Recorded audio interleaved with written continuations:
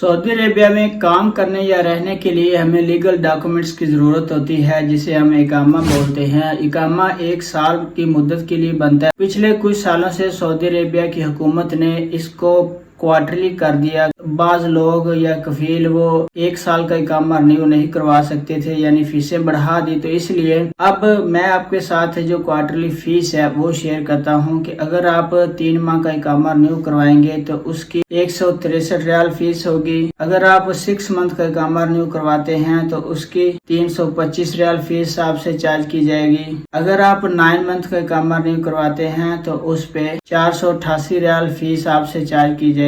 और अगर आप 1 साल के लिए रिन्यूअल इकामा की फीस पे करना चाहते हैं तो वो आपसे 650 रियाल फीस आपसे चार्ज की जाएगी। इस तरह की इंफॉर्मेटिव वीडियो देखने के लिए आपने हमारे चैनल अरब उर्दू टीवी को सब्सक्राइब करना है और वीडियो को लाइक जरूर करना है।